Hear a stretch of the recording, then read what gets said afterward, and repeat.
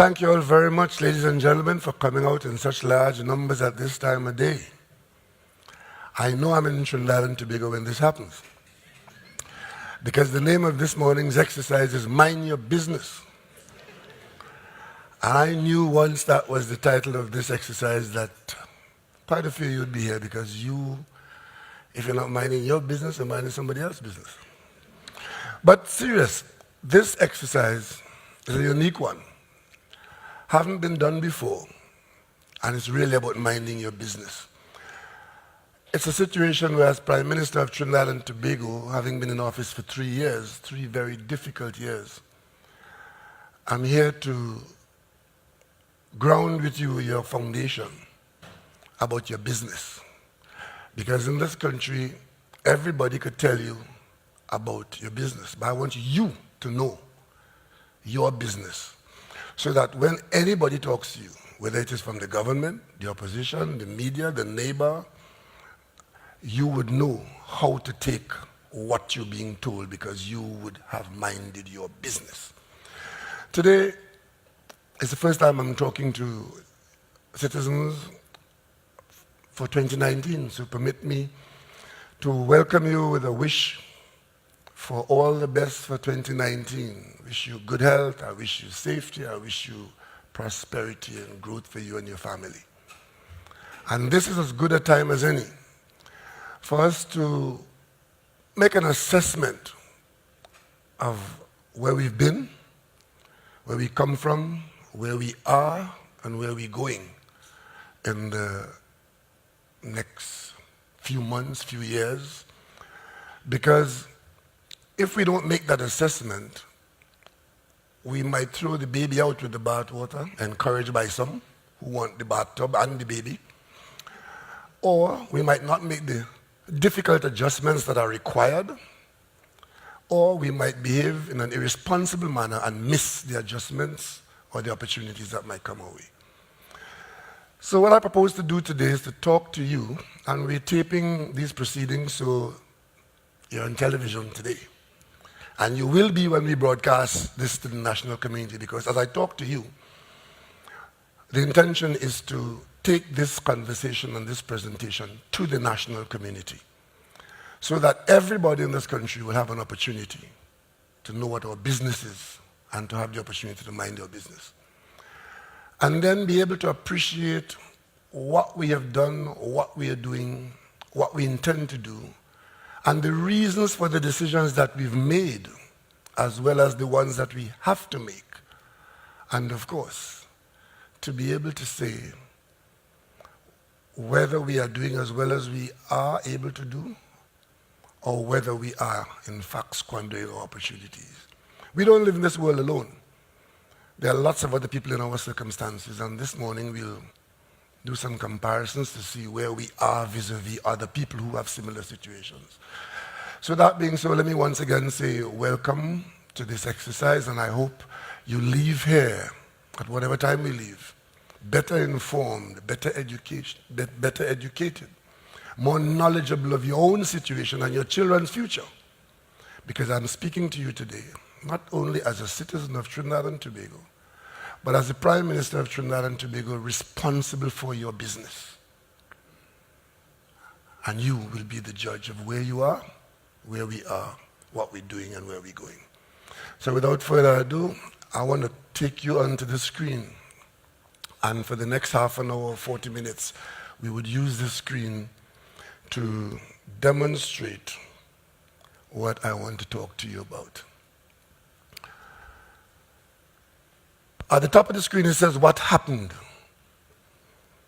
Something happened in Trinidad and Tobago. And before I go there, I must tell you, very few of you in here would argue with me if I say to you that our circumstance, our well-being, quality of our life, our expenditure, our revenues are largely influenced and based on the fortunes that come out of the hydrocarbon sector, oil and gas. And what this slide does, when it asks you what happened, it asks you to look at this red tab here. These are our earnings, that red bar. 2014, we were earning $17 billion. And I'm going to emphasize billion as against million, where a billion is 1,000 million. 2014, earnings from the energy sector as the major contributor to our national revenues was $17 billion. By 2016, it was $1 billion. Yeah, that's before you. Look at the red, compare the reds. 17 in 2014, 1 in 2016. And the question is, what happened? Three things happened starting in 2014 for that to have occurred. See that little black line there going down to 1 billion? Three things happened over here. Look at the blue. The top thing that happened is something that we had no control over. It was the collapse of the oil and gas price. Oil prices prior to 2014 were leveling up here at over $90 a barrel. And gas was $4.30 a unit. The world economic changes pointed downwards, influencing those prices downwards. Oil price was collapsing, gas price was collapsing. Oil collapsed from $93 down to $47 when the government changed in 2015. And it continued to collapse down to $28 a barrel. And that is what, but that is only the gas and oil price influence on this loss of revenue. The other loss of revenue was internal to us here in Trinidad and Tobago. And I'll show you later in a slide, where our oil production had been falling consistently over the years. And so therefore the loss of volume, our oil production was down 10% and our gas production was down 20%. So at the same time you had a collapse in gas price, a collapse in oil price, you were having a collapse, a continued collapse in oil volume and a collapse in gas volume. And a third thing that happened that resulted in this loss of revenue is a decision made by the government of Trinidad and Tobago in 2013-2014. And that decision was, facing a loss of gas production, the government thought it was wise to give concessions to the gas companies to encourage them to produce more gas, to give them concessions. And that concession was, whatever you invest in looking for gas, you can write off against your taxes immediately and totally. So if you spent $100 million on a well looking for gas, you can immediately write that off from your taxes. What that did is that whatever taxes we were getting and were liable to get going forward, even in a difficult situation, we gave that up in those concessions. So those three things, price collapse, volume collapse, and the concessions, resulted in a loss of revenue of $16 billion. And the government changed right here in 2015, the end of 2015. I became your prime minister on September 9th. September 9th, 2015, I was sworn in. This is what I met. And of course, we had a structural arrangement in this country as to how we get revenue from the energy sector. Just look at this graph. Green there is revenue. This one, Nigeria. This one is Trinidad and Tobago. In Nigeria, that company that operates here in Trinidad and Tobago that shall remain nameless had revenues of $6.8 billion in Nigeria. But the tax arrangement in Nigeria was such that they had to pay the Nigerians 53% of that in taxes. So the Nigerians got $3.6 billion in taxes from revenues of $6.8 billion. The company kept the rest as their profit. But the Nigerians got that. While Trinidad and Tobago is not as large as Nigeria, we're quite large, almost there, 1.5 billion less. But we got less than 1% in taxes. So while the Nigerians got over $3 billion in taxes, we got 31 million in taxes. And that is the environment in which some of our people here are telling us that we need to give incentives, make it more attractive to the oil companies, otherwise they would leave and go. But we in this government, we know who our shareholders are. They know who their shareholders are. And will probably even ask for more incentives. We know who our shareholders are. You are our shareholders, and this is not acceptable. And that is why last year we had this, what we call the energy spotlight at the Hyatt, where we addressed this issue, and we said to the country that we are not prepared to accept this. Even though we have contractual arrangements, we are going to open discussions with the oil companies to discuss this matter, where we are not getting a fair share from the resources that we are selling. Those discussions have been opened. We've got some progress so far. We've had some agreements so far, and they continue in some areas. But the government of Trinidad and Tobago, this government, unlike any other, has engaged this issue. But that is just for comparison. Hydrocarbon production, this is oil and gas. The line at the top is the gas production, going back to 2010. And if you notice, it's pretty level on top here, over 4 billion, all the way out here to 2015, where it fell to 3.8. But the curve is literally going downwards like that. And by the time you got to 2016, we were producing just over 3 BCF of gas per day. But the curve shows you what has happened, and by 2017, we were in a trough here.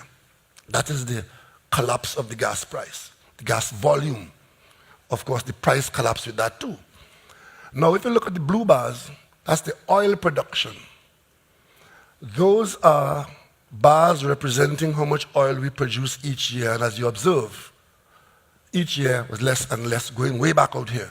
By the time we are where we are down here in 2018, and going forward, we were getting into dangerously low volumes. So sometimes the price is going up, but we're not benefiting because we're not producing oil to take advantage of the price. We got to improve on the volume. So if the price is high and you have nothing to sell, it doesn't help you. If your volume is high and the price is low, you still get a fair amount of money. But if your volume is low and the price is low, they're in trouble. So those are our history with respect to this decade in oil in the blue and gas up there in that line. Now, our gross domestic product. This is the performance of the country's economy over time based on its response to these changes in the oil and gas business. And the green line represents how the economy had been responding. Over here, where the gross domestic product is the amount of goods and services provided in the country. Over. If things are good, a lot of goods and services, a lot of things happening, and the economy is booming. But 2011, you see the graph is going up. 2012 is going up. 2013 is going up. Those 3 years, 2011, 2012, and 2013, when the graph is doing that, were 3 of the largest expenditure years in the history of Trinidad and Tobago. Because up to 2010, we were spending about $43 billion a year as our national budget. The government changed in 2010 and went on a spending spree. We moved the economy up to $50 billion in expenditure. Then 52. Then it got up to 60 billion. But then in 2014, trouble, because the oil and gas price collapsed. And the graph shows it here, nosedive into that trough, 2014. Trouble, election is 2015. The government could not allow this graph to continue in that direction for the general election of 2015. So even though the price had collapsed, as I told you, in oil, the price collapsed in gas, the government took a decision to spike the expenditure up to that. That's 2015. That peak you see there, that's 2015. That's the general election spending. We'll come to that in a little while. But having done that, the result of that in 2016, that couldn't be sustained. That was purely for the election. It could not be sustained. But it shows up here as good performance of the economy on that peak. But as soon as the election was over, doesn't matter who was in office, nosedive into this trough. And that was my lot, to lead a government in this trough. And I knew since I was a little boy, if you're in a hole the first thing you have to start doing is to stop digging and try and make your way out. That's what we have been doing. And how have we done that? First thing we did was to reduce the size of the government, discretionary expenses. The cabinet that I lead is running at $50 billion cheaper, $50 million cheaper, because we have 10 ministers less in this government.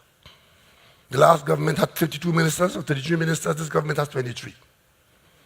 And the cost of those ministers, 10 more ministers, was $50 million a year.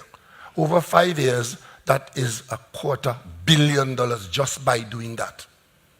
So we cut out waste. We cut out corruption. And we made decisions to increase revenue. Because you have to increase the revenue, because remember, you were servicing the country at a very high level to maintain a certain standard of living. We couldn't just, notwithstanding the advice we got from some, we couldn't just say 2 and 2 make 4 and that's the economy. If we had cut out $20 million from the economy to bring it down from 60 to 40 billion, what would have happened to the people who were living off that 20 billion? So we have to do it over time, slowly and carefully, maintaining stability in the economy, maintaining a fair amount of jobs, and trying everywhere we're able to increase revenue to get out of this hole. By 2017, we were here. And by 2018, we are there. And the IMF and the Ministry of Finance predicting that if we maintain the same level of proficiency and good governance that we are maintaining, we could do a 2% growth on the economy. That's that dashed line. And if we maintain that, we would be above where we were here. And we would be stable with a future that holds out hope for good quality of life in the country. That's where we're at now. And you see the projections for 2019 and 2020, the dashed white line, that is where we're aiming to go. This is where we've come from. And let nobody in this country tell you otherwise. The one thing I could tell you, this is without fear of contradiction, because these are your numbers. Fiscal operations, deficit, and energy revenue. The blue bar is the revenue. That's the money coming into the country. The gold bar is the money you're spending. Between 2010, 2011, 2012, 2013, 2014, every year you will see the gold bar is higher than the blue bar. Meaning that even though oil prices were up at $90 and we were getting $17 billion and more a year in some years, the government of the day was spending more than we earn in every single year. But to do that, you had to borrow. The only way you could spend more than you earn is borrow. So even though you were spending all of the high revenues, we were still borrowing. Those red marks down here were borrowings. Deficit, we call that. Borrow, borrow, borrow, borrow to be able to spend at that level. We're being advised now by them how to run the country. But the easiest thing to have done then to run the country and keep us on an even keel for the rainy day was to spend within that blue line.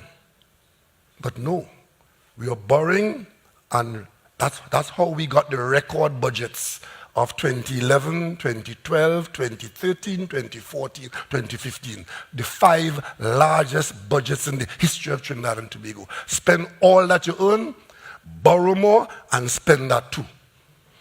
And then, of course, by the time we got here to 2015, where the elections came about, see how the gas line is dropping down into there? Revenues. By the time we got there, see what the borrowing is in 2015? But what you don't know, I should tell you that now. You see how the borrowing has become less than 2015? That was the election year. The borrowing, how do you compare? How do you explain the small amount of borrowing here and the peak I showed you? Remember I showed you a peak for 2015? How do you explain that?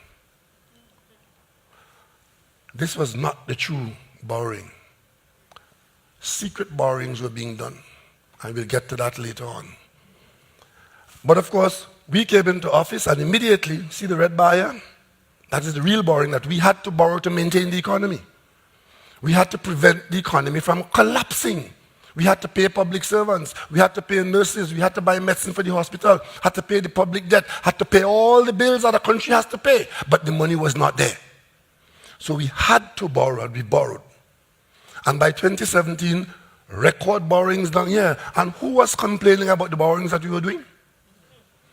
Who was pointing out that the government was borrowing? And who was warning us about debt? But if you observe, as we took the reins of the country here at the end of 2015, we borrowed there. We went into 2017, large borrowings there. But look at the years going forward. We didn't continue to borrow on that scale because we were having to reduce our expenditure. We were mindful of the borrowings that we were doing. And you notice the two bars here, 2018 and the projection for 2019 going in the right direction, that we are reducing the amount of money we're borrowing. Not because we don't want to spend, but because we want to bring the economy to a situation of stability where we can year after year have a stable economy upon which to work for economic growth, because it is economic growth that will give us the revenues to keep us at expenditure levels to maintain the quality of life that you had become accustomed to. Now, every one of you in here, I don't see any school children in here, I see only adults. Every one of you in here belong to a household. And most of you are responsible. I see all the ladies in here. I know you are responsible for what goes on in the household in terms of making ends meet. Because you're not the ones who go and drink for their partner and make sure the children get fed. And even that there's gas in the car. Let's look at the household is very much like the country. It's the same principle. You earn revenue, which is the black quantum, and you spend, which is the red quantum. And the hatched area at the top, sometimes you borrow to keep your spending going. You might even have a mortgage, you might be funding a child in school, and you're borrowing to do those things. And of course, some of these gentlemen borrowing and spending to do other things that you don't want them to do. Right? But revenue and expenditure. In 2015, and just remember, I took charge of the affairs of this country as head of a government after an election in 2015, September. The budget, the first thing this government had to do was to bring a budget. Remember that? Got election September 7th, that is budget month. October 1st, the new budget starts. So we had a new budget period 3 weeks after we became the government of Trinidad and Tobago. This is the household of expenditure, Trinidad and Tobago House. $4.75 billion a month was required to run the country. $4.75 billion a month. To do that, we had now, you were borrowing $250 million a month. So the wonderful conditions that were left, and you listen to some of them, and one of them was on TV this morning telling me what a horrible state the country is in and how incompetent the government is and la la la la la. To maintain whatever existed at the end of 2015, you had to have $4.75 billion per month. You had to spend everything you earned, and you had to borrow $250 million a month going forward. The new government could not continue in that way. Like it, but the matter is not who you vote for or where you live in this country. The country of Trinidad and Tobago could not continue like that. Otherwise, we would end up in bankruptcy.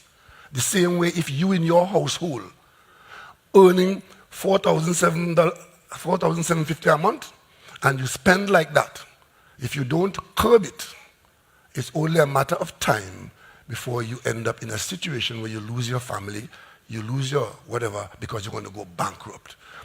This new government of 2015 had to avoid that on your behalf. That is the job you gave me. So we had to shrink the size of the expenditure. We brought it down the projections now for 2019 is that we would be aiming to spend $4 billion a month. That is $750 million less in revenues coming in. But we need to spend more than that because we have things that we have to do to maintain the country at a certain level. But look at the revenue we're projecting. It's $750 million less per month than you were having in 2015. So in other words, there's less money available. And of course, to have a budget, an expenditure of $4.3 billion, right, we need to borrow $300 million. So we're still in the borrowing business. But we have shrunk it to a manageable situation, and the whole objective is to bring borrowing and spending and revenue in sync, that it can be sustained. So you keep your eyes on your revenue, keep your expenditure close to your revenue, and you do some borrowing. And you can maintain that going forward. This is a very interesting slide. We call it just two accounts. Come back over here on this line. $20 billion in cash. The country owns the National Gas Company, which is the pipeline company handling all the gas in the country, most of the gas, 90-odd%. And we make money from handling that gas. And the NGC in 2010, and keep your calendar in your mind straight, at the changeover of government in 2010, there was $16 billion, $14 billion, $14 billion in cash at the NGC. The government account at the central bank had $6 billion in cash. That is 14 and 6, that is 20. By the end of 2015, those accounts were NGC 14 billion gone, the 6 billion in the central bank gone, that is the cash gone, and an overdraft of 9 billion spent at the central bank. So 14 plus 6 plus 9, that is $29 billion of cash that was burnt up in that period. And that is not, this is not the total revenue, this is just the revenue that was involved in straight cash. It wasn't revenue for the year coming in and expenditure for the year. This was reserve cash. What used to happen before is that every year, the Minister of Finance, in making up the national budget, will take a dividend from NGC of approximately 200 up to about $300 or $400 million in a dividend. Because it's a government company, you have cash in there, it pays the Minister of Finance a dividend. That dividend will be factored into the national budget. Never before did a government go into the NGC and just spend out all the money in the NGC. In fact, in the last year of the UNC, the election year, they went into the NGC 4 times. And after 4 raids, none was left. And they were at the central bank, running up the overdraft right up to the limit. And that is why Minister Imbert, the new Minister of Finance, could have told this country without contradiction that within a week of being Minister of Finance, he had a visit from the governor of the central bank who came to him smiling before he became an opposition senator. Before he became an opposition senator, the governor of the central bank came to the new Minister of Finance smiling to advise him that we only have cash to run the country for 3 days. So when you're minding your business and you hear anybody telling you how wonderfully well they ran the country and they left the country in such good shape, and the Rowley government and the Rowley government and the Rowley government, it didn't have no Rowley government, it's the government of Trinidad and Tobago. I appointed a Minister of Finance, and his job was to hold this country together. We only had money to run the country for 3 days. And of course, if I come back here, I wanted to tell you what $4 billion is. The biggest bank in the region, Commonwealth region here, is our bank, Republic Bank. And one of the biggest banks in this country is FCB. If you take all the profit that Republic Bank makes and all the profit that FCB makes, put it together, that could run the country for 2 weeks.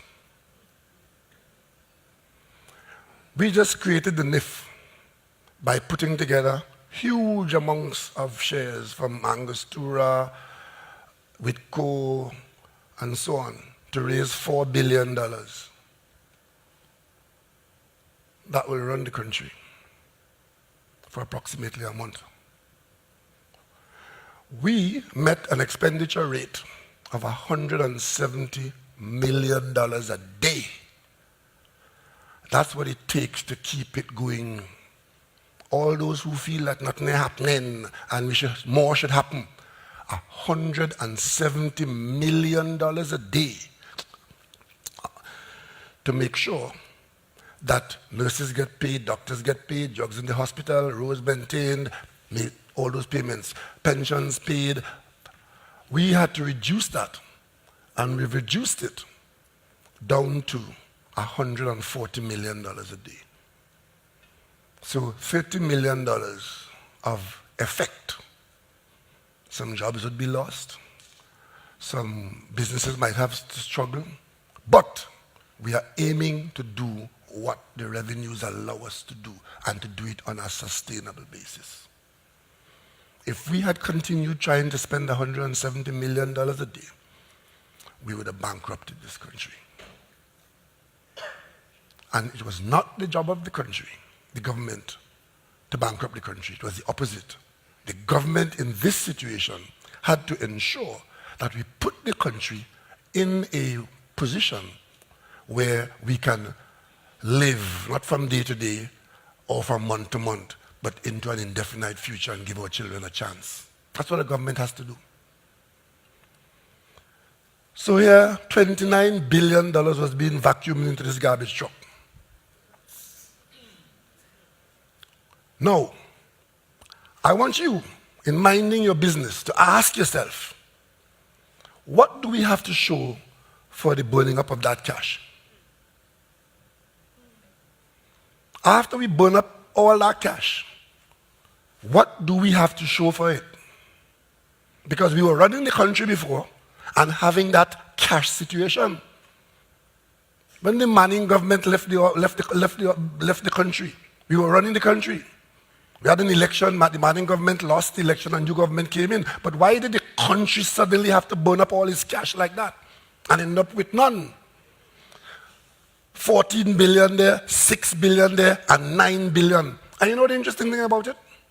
Having done that, when we went to the parliament to raise the borrowing level so that the new government could borrow some money to run the country, we had 18 questions being asked to us. What you borrowing money for? Why you borrowing? Because you see, this is controlled by law. The parliament sets the level of the overdraft. And I can tell you now, sometimes the Minister of Finance, having issued warrants and checks for the departments, will tell a permanent secretary, don't put the checks out yet. Because government checks could bounce. Are you aware of that? Yeah. If you don't believe me, go and ask Coach Charles. Under the Pandy government in Tobago, the government checks bounced in Tobago because there was no money in the THA account. So in managing the country's affairs, one of the things the Minister of Finance has to do on a daily or monthly basis, sometimes on a daily basis, the permanent secretaries in the Ministry of Finance have to make sure that when they write a check for anything, that when that check is presented anywhere, that there's money to cover that check. Otherwise, the government check will bounce. And that is how you manage the affairs of state. So, look at the things that have not been done in Trinidad and Tobago and which now fall to this government to do. And if we had access to this kind of cash or to borrow against it, look what we could have done. We had an earthquake recently. I was about a few hundred yards away from the Port of Spain General Hospital, and I could tell you, as I rode out that earthquake on my bed, at the edge of my bed, I was listening for a loud crashing sound. And when I didn't hear it and the earthquake stopped, I found myself exhaling because I knew that the main tower in the Port of Spain General Hospital was assessed by the engineers in 2009 and was deemed to be engineeringly unsound. So it was my fear that that tower could have collapsed in that magnitude 6.9 earthquake. As God will bless us, it did not. But it got damaged. We have to evacuate it, as we are doing now, and we have to take it down and rebuild it. If we had built that, and that was deemed to be a priority for the government of Trinidad and Tobago in 2009, it is now being addressed. Let us say we spent $2 billion on that. Then, of course, Sangre Grande has to have a new hospital. It's the only part of the country now where an upgrade of the hospital has not taken place. Everywhere else in the country, there's either a good hospital or a new one to be opened soon. Sangre Grande is the last place, the eastern part, from Matla to Sangre Grande to Kumar to Manzanilla. They're going to get a new hospital. That's $850 million.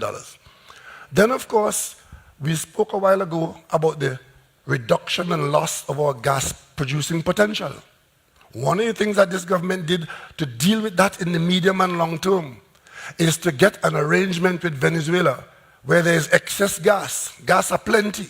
We are next door, 7 miles away. We have come to the conclusion, and we concluded an arrangement with Venezuela to allow Trinidad and Tobago to access Venezuelan gas for a price, bring it to Trinidad and Tobago to keep our Point Lisas going, but you have to build a pipeline to do that. We're partnering with Shell in that. Shell is going to put up some of the money. We might be asked to put up some of the money. We may have to put up, let's say $1 billion in that pipeline to ensure that we have gas to run our economy in Point Lisas. But that's something we have to do if we're going to get the gas. And of course, you hear about diversifying the economy, meaning do other things other than oil and gas, so that when the fortunes of oil and gas change as they have changed in 2014, 2015, that you will have a sound economy elsewhere. Diversify the economy, do other things. One of the things that we're doing is using our geographical location close to the Panama Canal and trying to get built in La Brea an international standard dry dock, so that ships that are traversing the Atlantic to the Pacific through Panama could get serviced in Trinidad and Tobago and create large amounts of jobs and pay us in foreign exchange. That is not oil and gas. That is a service to ships in the Atlantic Ocean. That dry dock may require us getting involved in a $2 billion expenditure. The Chinese are offering to come in with us. They will take up 30%. We have to be good for 70%. But of course, if we had set about doing that, say $2 billion, then of course, we say the area of tourism, whatever the company may be, but tourism, a tourism project in Tobago, a big tourism project in Tobago, big enough to impact on Tobago's economy and Trinidad and Tobago's economy. We don't have that now. Every other Caribbean island has that. We said if we do that in Tobago, make that investment in Tobago, we are diversifying the economy into tourism. So let's say a tourism project in Tobago of $1 billion, whatever the project might be. And of course, Tobago needs a proper airport terminal if you're going to think along the scale of an upgrade in our tourism. As it stands now, if a jumbo jet lands in Tobago and starts to offload or is loading, people are out in the car park trying to get on the plane. And if it's raining, you can't get off the plane into the airport. That is not how you do tourism in 2019. We need a proper airport terminal. And we're doing that now. And let's say that costs another $1 billion. Purchase 2 new ferries for Tobago. For the last 36 months in this country, the conversation, the biggest scandal in my government, according to some people, is the ferry, the ferry, the ferry, the ferry. We had 2 used ferries that were bought by a previous government that were run into the ground in the ocean without maintenance. If you drive your car without maintenance, one day you're going to shut down on the highway.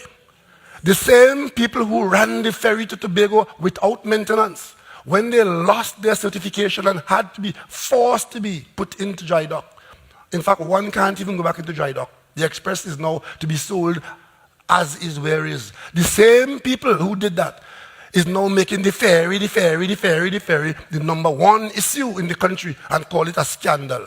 Well, we know that the only solution to that is to buy 2 new ferries. And if we're going to buy 2 new ferries as they're being built right now as I speak to you, let's put aside another $1 billion there. And of course, the San Fernando Waterfront Project is a project that needs to be done so that the southern city, the second largest city in the country with a waterfront, San Fernando is the only waterfront city in the Caribbean or possibly the world where the waterfront is a dump. We are saying that as a country, we could improve San Fernando's economy for the people of San Fernando and the people of Trinidad and Tobago by investing money in a waterfront development in San Fernando. Let's say we start that project with $1 billion. And let's say, with all the guns that you're picking up in the streets in this country, the more you pick up guns, the more they have guns in Trinidad and Tobago.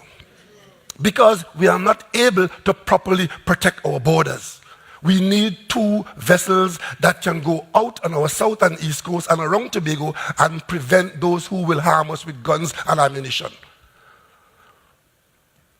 So, we're going to invest, as we are doing now, in 2 vessels that can go out there, have the endurance to be out there for 2-3 weeks, and then they come in. We need 2 because when one goes out, the other one comes in. That, let's say, that's costing us $600 million.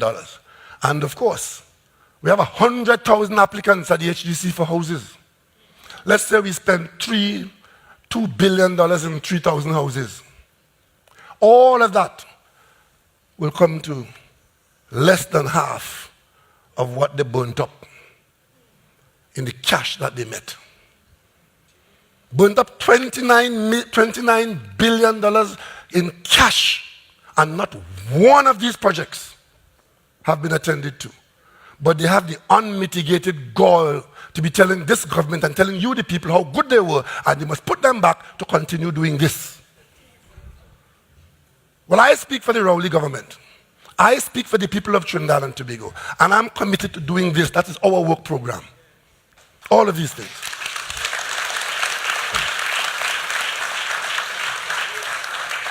With respect to the Port of Spain Hospital, tenders are out. We are removing the old buildings to clear the footprint. We're moving patients. The cabinet approved some expenditure in St. James to put some patients in St. James Hospital and so on to be able to build. That is on the way. Sandy Grande Hospital, we have quotations in. We are about to go out to tender for that. Dragon Pipeline, the heads of government agreement is in place, the gas price is in place. It is now for us to conclude the pipeline arrangement with Shell and to move forward to constructing a pipeline to link us to the Venezuelan gas fields. The La Brea Dry Dock, as a result of my trip to China, there's a Chinese company here doing for the first time what hasn't been done in this country. Chinese investment, not as contractor building for us like how they built this building. They are now, with the approval of the government of China, the Chinese companies now allowed to invest, take part of the risk, put part of the money in. You get part of the ownership, but then you have a requirement to bring some of your Chinese ships to the dry dock in La Brea. That is now in its final stages, and by April we expect to have some kind of decision to go forward with this project if all the economics pan out. Then, of course, the tourism project, I don't know what that project is going to be. And I'll tell you today, because I am expecting that we would have chased away what we thought in the government would have been good for us. Throughout the Caribbean, from the Turks and Caicos Island, Bahamas, Jamaica, Antigua, Barbados, Grenada, and St. Lucia, all of these islands have huge tourism projects, employing tens of thousands of people and giving their young people serious quality jobs in the tourism sector. The minute you make a mention that one of those projects could be located in Tobago, all hell break loose in those who are opposed to the PNM. And today I'll tell you why. You know why? Because they rather see the country suffer and keep their political prospects in place rather than support us. Tobago is the only place in the Caribbean where somehow a sandals project will bring leprosy. Everywhere else, go and ask them. Grenada, St. Lucia, Barbados, Antigua, Jamaica. In some territories, they have 5. Barbados is now building a second or third, Antigua, St. Lucia, so on. But somehow, voices in this country, pseudo-intellectuals in this country, experts without information, will tell you and tell the people of Tobago that the Sandals brand is bad for Tobago because it wasn't Sandals Hotel. It would have been a government of Trinidad and Tobago hotel managed on the Sandals brand, which would have brought in the airlift that we need and give us the economic engine that we need.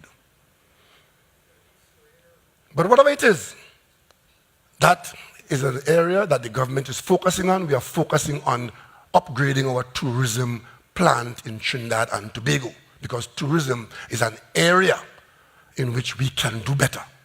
So the government is aiming to do better in there, whatever you call it. The 2 new ferries, I can advise you that I have already signed off at the level of the cabinet. We've paid down the initial monies. The construction is going on. We're buying one from Incat and one from Ostal, and that construction is shaping up to be underway. The San Fernando Waterfront, the cabinet has approved that, and that is, I think, if I'm not mistaken, the signboard probably up already, but the San Fernando Waterfront project is a go. The Coast Guard vessels, we've paid the money, and those 2 vessels are now to be constructed. We've paid $40 million in that already, authorizing the yard to begin the construction. And of course, we have an ongoing housing program where all kinds of things are happening, and you'll hear more about that in the near future. But this is what was possible. This is what was done. This is what was done. This is what is being done. And for half of it. If we go to the short-term borrowings, months before the 2015 general election, this is the election date here. Remember I told you, when we looked at the red bars for borrowing, how the borrowing in 2015 had looked small, but we had the peak of the economic activity for 2015 on the previous chart. This is why we were able to do that. Because it was only when we came into government, those who want to know everything now, if the government goes to the toilet, they want to know about the toilet paper. But when they were running the country, right, on the 7th of September, you did not know that the government had borrowed for the EMBD $400 million. They borrowed that money for contracts that they awarded in July of 2015. The contractors were supposed to have finished the job before the election, which was September, and they paid the contractor right up until election Sunday. $400 million was burnt up in that way between July and September. July, August, September. In an 8-week period, this $400 million was borrowed, and it was due to be paid back by July 2017. Right? That's what they borrowed. They borrowed with a repayment for 2 years. But you'll observe, Caribbean Airlines, they eat up in that year $510 million. Borrowed. They borrowed 75 million US for that purpose. Today I can tell you, notwithstanding what they're telling you and telling their friends, Carl had a function here a few weeks ago to announce not this bleeding and borrowing by the Ministry of Finance, but to announce that they were making a profit on their operations. So on their operational account, Caribbean Airlines is making a profit. The National Carnival Commission, another borrowing, $75 million to be repaid in 1 year. Right? Damen, you know, you're hearing now that this government is to account for the scandal of the 2 boats we're building in Australia. Hearing that? But I told you from the day the Australians invited me, I told you I was invited by the Australians to pay a visit to the Australian nation. I met the Australian Prime Minister in London. We met in London and you were told in Trinidad that you were meeting. I told you what the conversation was. The conversation was that I asked the Australian Prime Minister to help us fund something that we couldn't fund. Because if you don't have the money and you have the need, and you can have someone help you fund it, that's what Australia did for us. Now, every day in the parliament, they want to know this, they want to know that. And of course, what the traitors did here in Trinidad and Tobago, after we got the Australian government to agree to support us and to be the first borrowers of a facility that the Australian government put in place to support the purchase of military equipment. We are about the first borrower on that loan, introduced to us by the Australians. The Trinidad and Tobago opposition communicated with the Australian opposition, trying to ask them to put pressure on the Australian government not to allow that to happen. They were ignored. They were ignored because Australia is a friendly Commonwealth country that Trinidad and Tobago has very close relationship with. When they were ignored with that, they then wrote the Australian Attorney General reporting a non-scandal and a non-crime, but writing in their letter that they in Trinidad and Tobago have reason to believe that this arrangement between the Australian government and the Trinidad and Tobago government, between the Australian Prime Minister and the Trinidad and Tobago Prime Minister, that has some scandal in it. And they're asking the Australian Attorney General to investigate this scandal. He replied to them telling them that the AG office in Australia doesn't investigate scandals. If you have something to complain about, talk to the Australian police. You laugh at that. But you know what they're saying now, having done that bit of treachery? They are now saying in Trinidad and Tobago that the government of Trinidad and Tobago, the Prime Minister of Trinidad and Tobago, is under investigation by the Australian police. Mind your business. Mind your business. So while we were able to be solving two problems as a result of our connection with Australia, one is to get 2 new ferries for the Tobago route, built and funded, and 2 vessels for our Coast Guard, built and funded from borrowings from Australia. Somehow, those who just have to explain to you what they did with $29 billion in cash could see scandal in the cooperation between 2 Commonwealth countries, which is a signal development in the Commonwealth. I can tell you, as Prime Minister of Trinidad and Tobago, when I travel to Australia, and I meet the Australian government and their officials and do business for the people of Trinidad and Tobago, it was to the credit and honor of the people of Trinidad and Tobago and the people of Australia.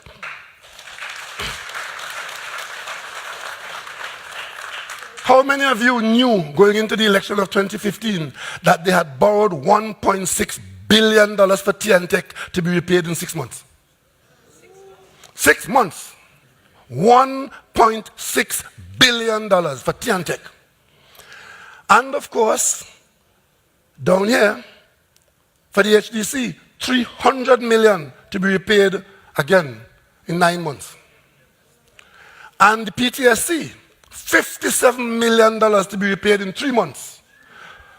This is a total, in this kind of borrowing, we met this kind of short-term debt, over and above the loss of the revenue we spoke about earlier on, which resulted from the loss of earnings in oil and gas and so on. Over and above all of that, we met this, a package of $4 billion that was available to be repaid immediately or thereabouts.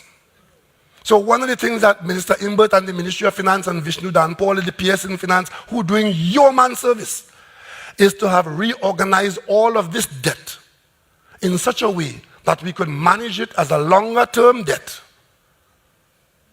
and not collapse the economy in the process. Because we just could not pay this.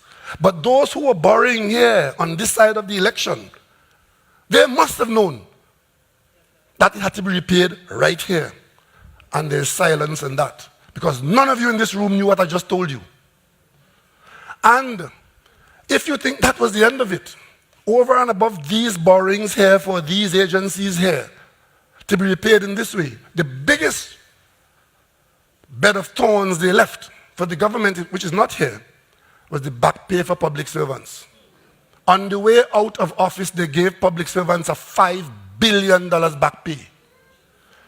And you would recall, that's a contract, because they agreed to it and signed it. The new government had to pay it. We told the public servants, we can't pay, but we'll try and pay you in 2 tranches. We, the government of Trinidad and Tobago, honoring that contract of that irresponsible government, trying to win an election on a back pay of $5 billion in that situation.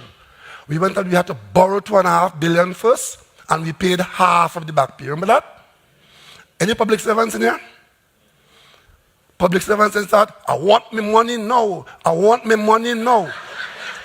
We had to go and borrow another $2.5 billion. So we borrowed, because I just showed you the money was not there.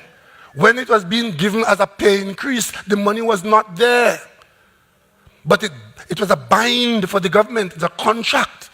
We had to go and borrow and add to the public debt that $5 billion. So when you add all of this to the public debt, and that $5 billion, and all the other borrowings and so on, clearly the country's borrowing level would have gone up. And who was talking about debt level the most in this country? Who was in the forefront talking about the government being irresponsible? So as you mind your business, you get to learn this. This blue note represents all the money that comes into the country. 100% of the money. Because $100, 100%. Let that represent all the money in the budget. The budgeted expenditure. Right? The first thing that happens with that $100, you have to spend $18 paying debt. That's from money you borrow in the past and paying, and including some of what I just mentioned to you there. But we always have some debt to carry.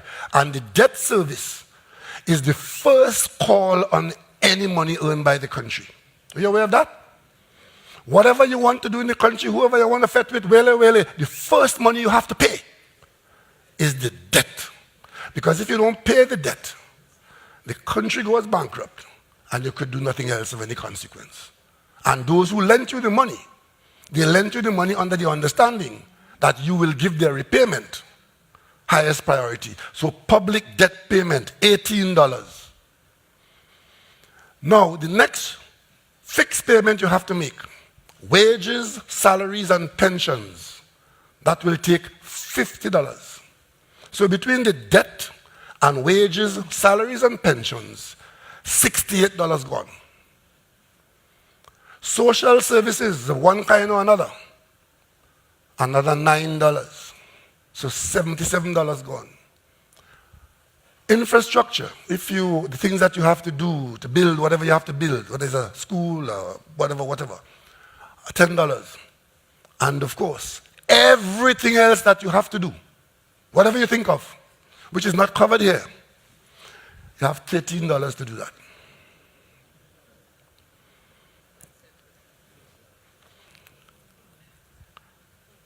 In countries that have this same kind of profile, that are forced to roll themselves back to what the money could afford,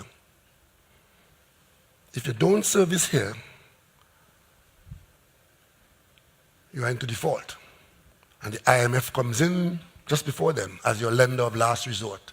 There are 2 CARICOM territories now that are under IMF supervision because they have problems here. Those same countries, one of them, in dealing with this payment here, had to cut here. 3,000 workers went home in Barbados. And of course, we have some of the best social services offerings in any country in the Commonwealth. In case you all don't understand that. Things you get in Trinidad and Tobago from the government, you don't get from other governments elsewhere in the world. But you take it for granted. And of course, we have all kinds of expenses up here. National security, Tobago House of Assembly issues, all kinds of things. And after all of that, the conversation in the country could still be, nothing happening, nothing going on, government ain't give me nothing, government ain't doing nothing. The government is not magic. The government is management. Management. Let's come back to the natural gas in the context of this management. This slide shows natural gas production and contractual obligations. On this line here is the amount of gas. That red line, which lies above the 4 billion, 4 BCF, right? That red line going forward, all the way going forward, is the contracts that we have signed through the NGC. Because remember, we own the NGC, right? So when the NGC sign a contract to supply gas to any gas user, it's a contract.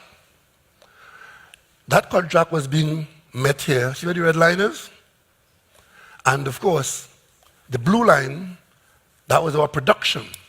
So we were producing gas above what we were contracted to sell up to this point, going into 2014. But then, when I showed you the graph a little earlier on, you did see the gas production going down. This blue line here is where that going down of the gas supply took us down from here in 2013, 2014 to there in 2016. Look at where our contractual obligation is. Look at where our production is. It was to deal with this imminent collapse why the last government gave the incentive to encourage the companies to try and stave this off by doing more drilling. But they allowed them to write off the capital investment in immediate 1 year, 2 years, and that killed our revenue. But they had to do something to deal with this. Right? Because look at where we ended up by 2016 when the new government came into office. That's where we were in this hole. So the government immediately had to address that. That was our lifeblood that had to be addressed. And in this kind of graph, going down is bad, going up is good. What do you see there at 2017, 2018? Some of the action they took over here had the effect of having this curve go up at the cost of which I just told you, which was the loss of the tax revenue. But this government had to do something which was not done.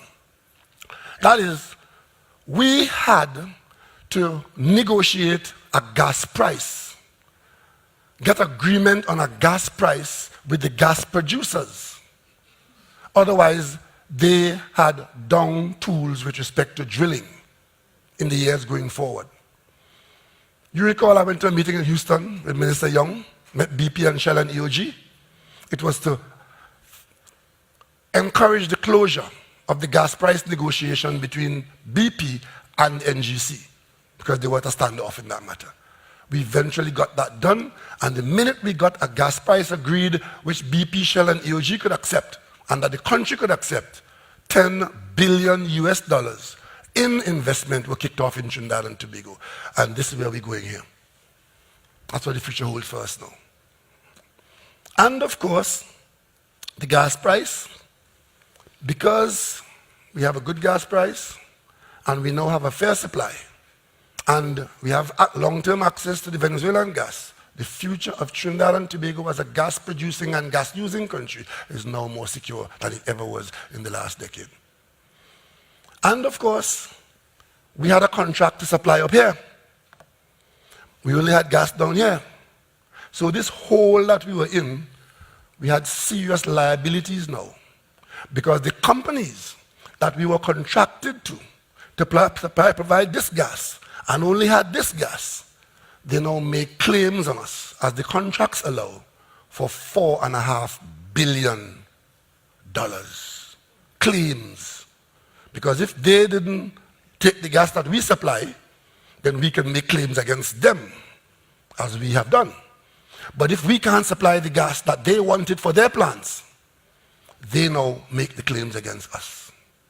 So for the last year, your government has been engaged with these companies in trying to negotiate away this liability of $4 billion, which we are exposed to by having not supplied this gas. We've done a lot of it. We've got good results. And I can tell you, it is not choking us, but some of it is still around our neck. So the forecast is that we'll go along this path, and by 2021, we should be here, because we need to keep operating at the level at which we have been operating over here. We need about 4.2 BCF of gas per day. We moved from 3.2 down here to 3.8, and we could get to 4.2 if we continue along those lines. That is what a government does for the business of the people of Trinidad and Tobago. Let's go back to how we get on in Trinidad and Tobago, how we just get on. This is cash in the bank.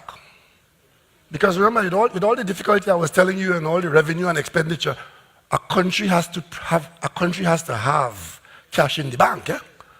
A country doesn't go bankrupt with no cash.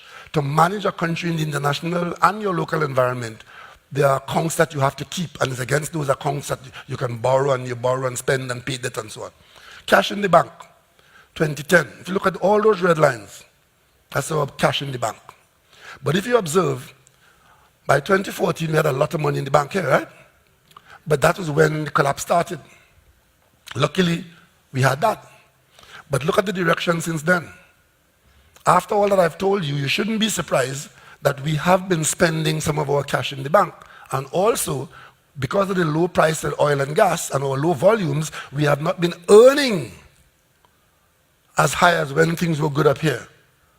So our cash in the bank here has moved down to this level. But we can't allow that to continue, because where is that going? That's going down until the down is bad. Right? But the gray is our Heritage and Stabilization Fund, which is a fund that we had put in place. When oil price is above the budgeted figure, the law requires us to save in this gray fund. Understand? And of course, sometimes some tricky governments will overspend, like we discussed earlier, and they borrow money and put it in the fund, as the law requires. So you borrow to save. They wouldn't tell you that. But the fund is a Heritage and Stabilization Fund. Heritage meaning it's there for the future, for the children. Leave it there for the children and grandchildren. But the stabilization aspect of it is that if you find yourself in a situation where you've budgeted to spend a certain amount of money and the oil price collapse below that, and you don't earn as you should, as we just discussed, then the stabilization aspect of the fund is available to you to manage your budget. That's exactly what we did here in 2016 and 2017. Those two blue pieces there are the withdrawals that we made from the Heritage and Stabilization Fund in 2016 and 2017. And you remember how the reaction of some people were? The bankrupt in the country, they're raiding the fund. Look at that in the context of the fund itself. Because the fund, even though we have taken that piece out there and that piece out there, the fund is not any lower than it was when we started, because the fund is always earning money. Yeah? The fund is earning interest. What we took out was in the context of the interest component. And that is exactly what the fund is for. That if you find yourself in this situation I just described to you earlier on, with your revenues collapsing from 17 billion to 1 billion, when it's time to do the budget, what do? Close the hospitals, send home the nurses, send the teachers home? No, you take some money from the fund and you maintain a budget that is reasonable and acceptable, and we move towards the next year, and we do things to turn around this downward slide of our earning capacity. And that's what we've done. So there's no need to be exercised by persons who, with an agenda of their own, trying to misrepresent to you that the Minister of Finance using these little two blue pieces is somehow the sky falling in the country. That is called management of your circumstance. Management. That's what this government is. We can defend our actions in this way in a public place like this, and none of them could take issue with that from the point of view of accuracy, because we are governing with the use of data. We're not governing on feel so and do like so, and who's sleeping with who and who's sleeping with who. We are governing your affairs with data. We are making the decisions based on the data that's available to us, because it is the data that is your business. That's why you're here. You're minding your business, and I'm showing you what the data tells us. So you can leave here knowing that it's either good, very good, bad or very bad, but at least you know that is what the truth of the circumstances. So when they come to talk to you, you know what your business is. And that brings me to Petrotrin. In this environment that I've just discussed with you, we own an oil company. We own an oil company. It's one of the few oil companies in the world owned and by the people. And then when that collapse took place in 2014, it affected all countries like us. Countries that are dependent on oil and gas for their blood, their lifeblood. We are one of those countries. But our oil company, look at the record, look at the bag this fella carrying. And who put him in red?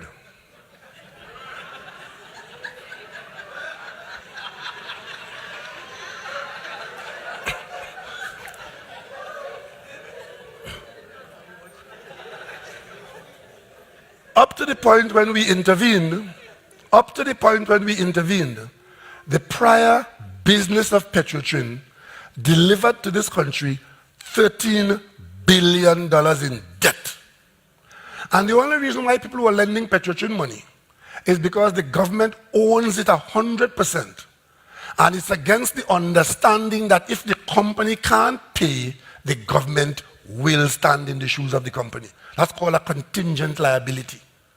So when every Monday morning as Prime Minister at the Cabinet on a Thursday morning, I have to sign off on the Cabinet approval to allow the Minister of Finance to approve the bank lending Petrotrin money to pay for the oil at the oil tanker, to bring it into the refinery, to refine it and lose $6 or $7 a barrel. Let me repeat that. You are importing oil from somebody else, 100,000 barrels a day, and paying for it in a debt arrangement like this, which involves the Cabinet and the Minister of Finance and the Prime Minister and the local bank and so on. And when you refine it to sell it, you lose $7, sometimes $5, sometimes at best $4 per barrel per day. Now, even though we own the company, it's a company under the Companies Act and the laws of the country that should pay royalties and taxes. $4 billion in royalties and taxes not paid just to allow the company to continue staying in business. Only oil company in the country that does not pay, was not paying royalties and taxes. Massa bull, massa cow. And of course, as we analyze the situation with the best skills available to the government and the company, we see the forecast.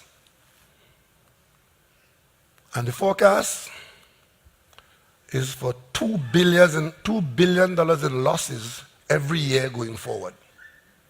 So let's say this goes on for the next 10 years. It's a guarantee $20 billion. Let's say it goes on for the next 5 years. It's a guarantee loss of $10 billion. So, this is 2018, here. This is Petrotrin, unbothered. Actual losses from 2014 to 2018, $8.8 billion. That is already in the book, that runs on the board, already scored. But the years ahead, if we left it the way it had been left, with a projection of a loss of $2 billion a year, that's another $10 billion. So at the end of 5 years, a loss of almost $20 billion would have been the outcome of the oil company owned by the people of Trinidad and Tobago. I'm sure you'll agree with me that an oil company is not to cost you money. It is to make money for you. And so what the government has done, difficult as it was, is to be changing a situation from a loss-making permanence to one that gives us the chance to turn this loss into a profit. So we restructured the company in 2018. Last time I checked up here, some people were trying to put some horns on my head. First thing that happens there is that the new company, called the Heritage Petroleum Company, which is a subsidiary of Petrotrin, because Petrotrin remains as the legacy company owning the subsidiaries. So this restructuring creates this oil producing subsidiary, which does something very important. The debt owed by Petrotrin would be serviced by this company. So it relieves the Minister of Finance of the burden of servicing Petrotrin's debt, which leaves more money for the Minister of Finance to do other things in the country. Remember I showed you the Blue Note? Remember the Blue Note had only $13 to do all the things in the country? Now, if the Minister of Finance doesn't have to service Petrotrin's debt, the Minister of Finance can now treat with national security better, education, health, the Tobago House of Assembly, local government, and so on and so on. So that's the first benefit of the restructuring. And the second benefit is that if we do this well, which is what Petrotrin was not doing, which is look for oil, find oil, sell oil. If we do that well, it could turn a profit and as against a loss. Because an oil company in Trinidad and Tobago, properly managed, properly resourced, should be able to produce enough oil to turn a profit. So instead of losing oil on an importation model, we would find the oil through good management and operation at the Heritage Company and sell that crude oil and get a check rather than put a check out. That is what the restructuring is about. I must acknowledge that to do that, you're affecting a lot of status quo, and some people are not going to be happy. But the country couldn't have been happy with this. The country, people in Charlottesville, in Carnage, in Port of Spain, in San Fernando, what kind of future was this? So when you're minding your business and people tell you, well, I'm affected by the closure of Petrotrin, we know that and we empathize with that. But we couldn't make an omelette without breaking the egg. And hopefully, we'll have a meal for all after we break the egg. But we didn't kill the goose that laid the golden egg. Something had to be done. And those who are out front, leading the charge, about Petrotrin, Petrotrin, Petrotrin, Petrotrin. If you are sick and somebody takes you to the doctor and you get an injection and you are going to be healthy, who is going to encourage you to complain about the pain of the injection? That's what they're doing. It required this intervention to give us this prospect.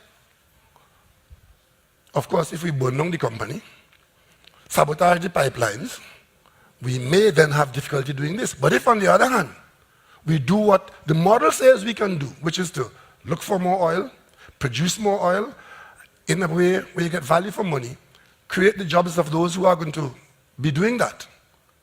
Because some people only focus on the jobs that were lost, important as that is. But by the same token, there are jobs being created. Because we can't do this without creating jobs.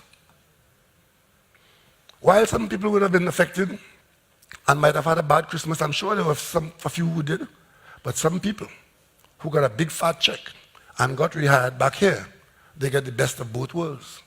That doesn't make the news. 1,000 people coming back into this business, 1,000 here. 1,000 people going to end up here directly. Plus all the contractors who are going to service this company. Contractors hire people. So whether you're a contractor working for Petrotrin or a contractor working for Heritage, contractor and the employees, it takes the same kind of work and employment to do that. We're looking for oil, finding oil and selling oil. Whether the company is named Petrotrin or Heritage, is the same kind of business, and we're going to be doing it better. So that is what this is about. The restructuring of Petrotrin, which took place in 2018. Now, let us compare ourselves with other countries that had the same kind of economy like Trinidad and Tobago. And I'll draw your attention to a company here called Bahrain. This one, this bright blue. When I was Minister of Planning and Development, one of the assignments I had was to create the 2020 vision for Trinidad and Tobago through the Ministry of Planning and Development. And to do that, we had to look to see what is possible for this country as against what other countries have done. Countries that were in similar situations as Trinidad and Tobago. And one of those comparator countries that we had used in the Vision 2020 was Bahrain. It's a country in the Middle East about the same size as Trinidad and Tobago, and the economy was the same kind of economy, dependent on oil and gas. and they've since moved into aluminium smelting, which we tried to do and didn't get there, of course. But Bahrain, look at the shape of these curves. It is percent of the GDP, how much of it they affected here, as against the years. See out here, how well they're doing here? Trinidad and Tobago, our producers, the deficit, the budgeting we were doing, we were just below here, meaning that we were running a deficit budget just about here. The black line is balanced budget, right? This black line going across there by the years, that's a balanced budget. If you are below the line, it means that your budget is not balanced. It means you're spending more than you're earning, right? So out here, the yellow country, Kuwait, they were earning a lot more than they were spending. So is the green one here, Oman. So is the light blue one, Saudi Arabia. Trinidad and Tobago and Bahrain, we were running deficit budgets as far back as here. But come 2014, everybody fall in line right here. And every one of these countries had to go into deficit spending. Even though Saudi Arabia and Kuwait have large sovereign funds, the oil shock, that shock of the price collapsing from $93 down to 48, down to 28. Every one of those countries, by 2015, they were spending a lot more and therefore had big budget deficits. But look at Trinidad and Tobago's budget deficit. Even though we were running a deficit all along, in this collapse, we are here, below the best, but look at where they went. And of course, they're working their way out like we are doing here. And the only one that's above us in terms of its performance is Saudi Arabia. In terms of Kuwait, below us, Bahrain, below us, and Oman, below us. So these are the oil and gas economies. And when you look at Trinidad and Tobago as compared to the others, ladies and gentlemen, with all the difficulties in the world, if I may say so myself, we could have done a lot better, but we are not collapsed. And hell is not our portion. We have done reasonably well.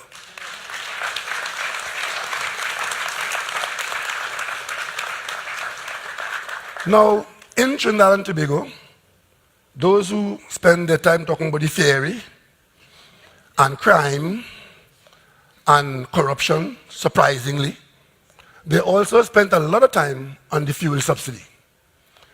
It was the requirement of the government of the day to treat with how we fund fuel in this country.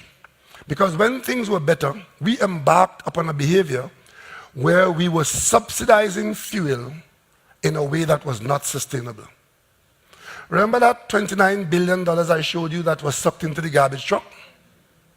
Well, we did a similar, over a 16-year period, we subsidized fuel in this country in a similar way.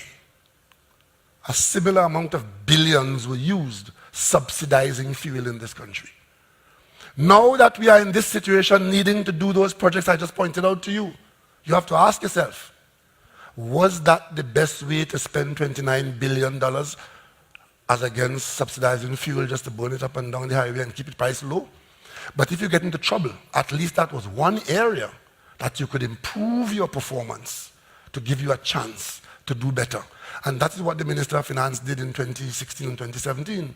We set about to reduce the fuel subsidy. Now the fuel subsidy, as the price of oil goes up, because we have not removed the subsidy completely, when the price of oil goes up, the subsidy quantum also goes up with it, because you're buying the oil. Now, those other countries I just mentioned to you, listen to what they did in response to the same challenges that we had, which is collapsed oil and gas price. 2014, remember I told you that Petrotrim was the only country, the only oil company that didn't respond to the collapse? Well, Trinidad and Tobago as a country is also the only one that didn't respond in any serious way. This is 2014, this is 2015. That black line is the change of government. Egypt raised gasoline and diesel price by 60% as soon as the collapse started in 2014. Qatar raised diesel by 50%. They raised electricity and water rates in the Emirates. They came back here again. Kuwait increased diesel and kerosene prices. Diesel went up by 100%.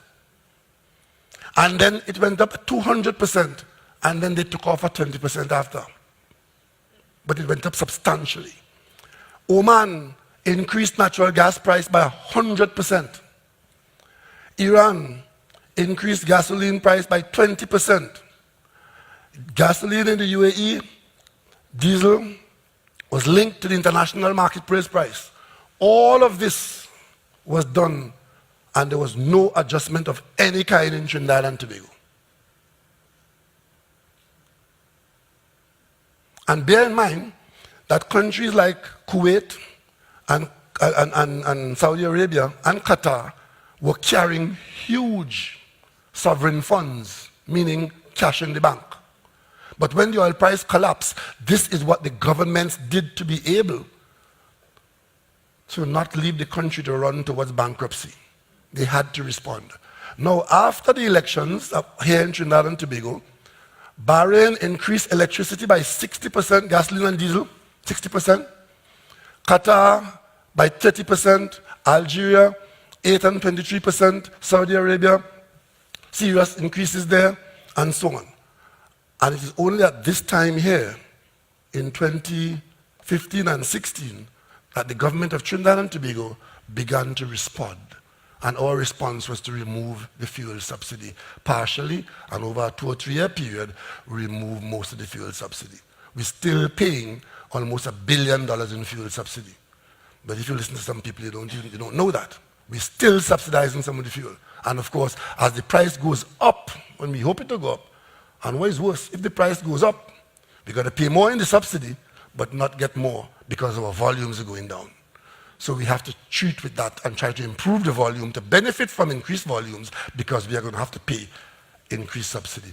But it is only under a new and responsible government in Trinidad and Tobago that the first response came. But around the world, every other country that had a hydrocarbon economy responded in the way that I just described. Here they are. See them there? UAE introduced VAT. They didn't have VAT before. We reduced VAT by 2.5%. Reduced VAT from 15% to 12.5%. They introduced VAT at 5%. But in Trinidad and Tobago, the conversation of the uninformed and the mischievous will tell you that the government wicked and the government this and the government that.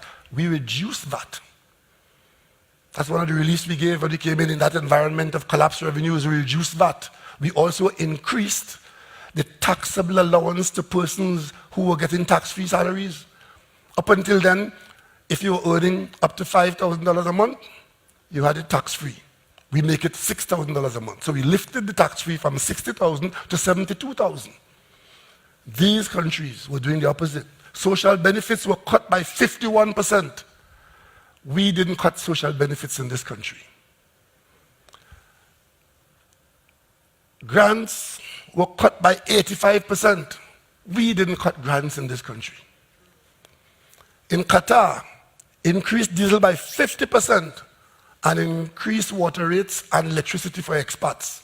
Those of you who know Qatar, half of the population in Qatar are immigrant Pakistanis and Indians. They raise water rate for them. Expats pay more for water and electricity. Bahrain, the country which is very much like us, increased the price of LPG by 11%, increased gasoline and diesel by 14%, and they have approved an increase in VAT, but they have not yet implemented it. But they have agreed to increase VAT in Bahrain. Saudi Arabia introduced VAT at 5%.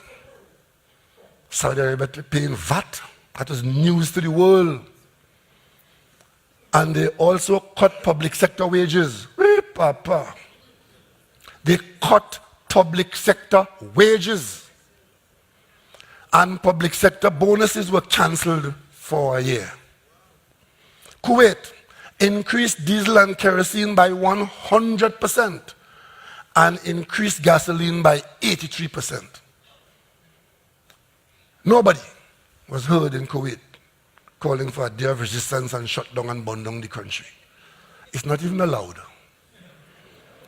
Oman increased LPG by 100%. We have not touched the price of LPG. In fact, we are subsidizing it a bit more now than ever. And Nigeria, for months, 3 months, Nigerian public servants couldn't get paid. And all fuel increased by 67%, and they cut social benefits. These are the options available to governments around the world like us. But in Trinidad and Tobago, we managed to get out of the hole that I showed you earlier on without doing any of this. And for that, this government knows what it's doing, and we are managing this country to the benefit of the people of Trinidad and Tobago.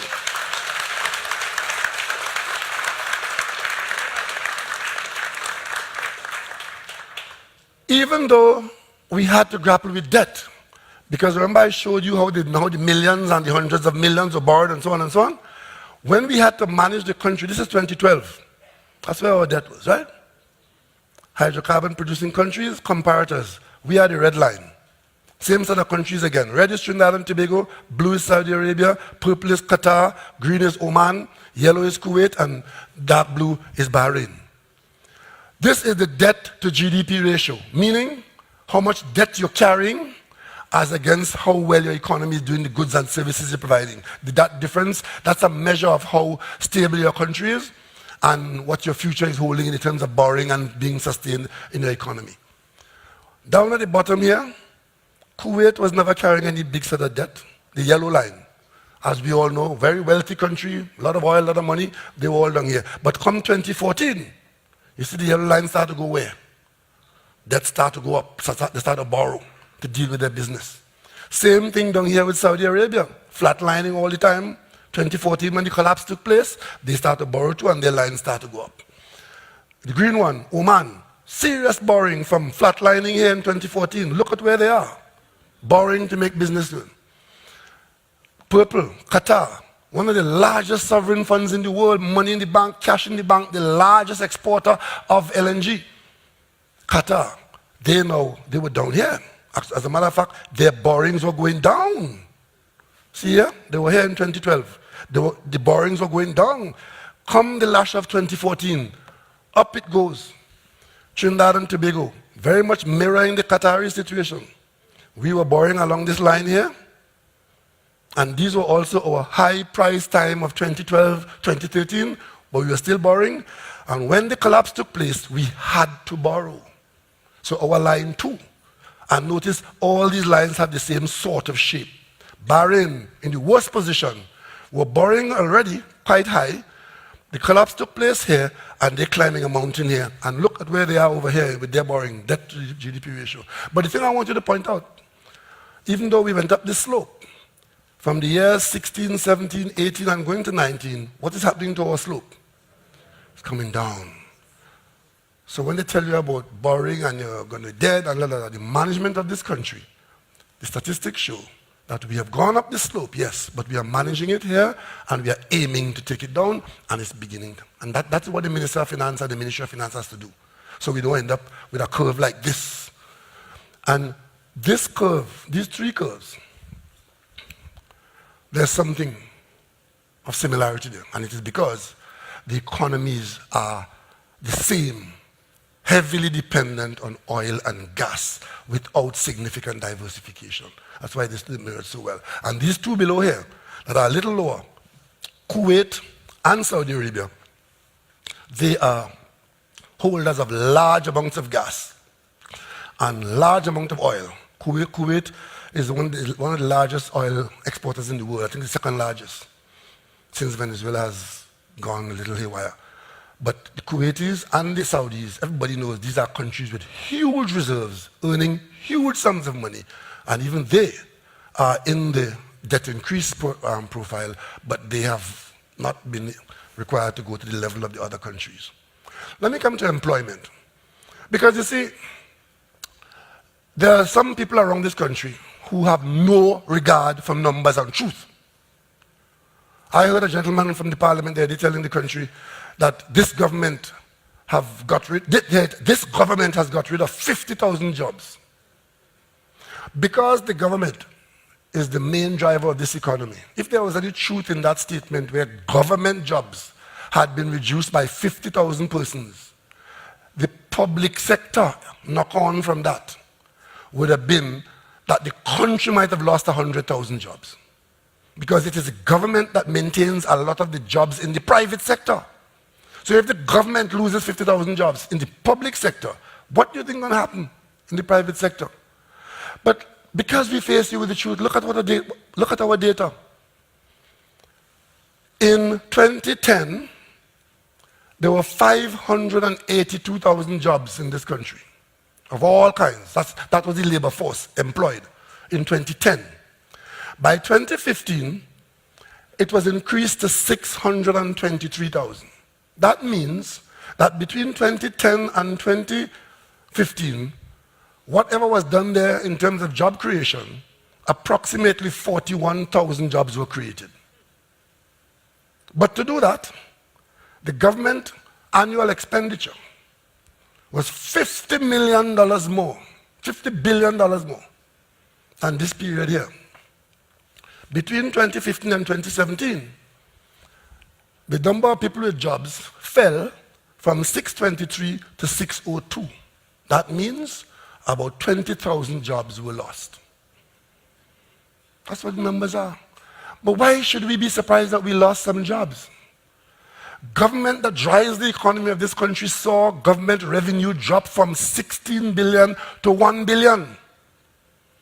And hundreds of millions and billions to spend for debt, which is money already owed that you take to pay, so you didn't have the money to spend. So we lost. But look at what we lost. Of the 41,000 that was created here, between here and there, we managed to keep 20,000 on. We didn't lose the 41,000 that was created from between here and there.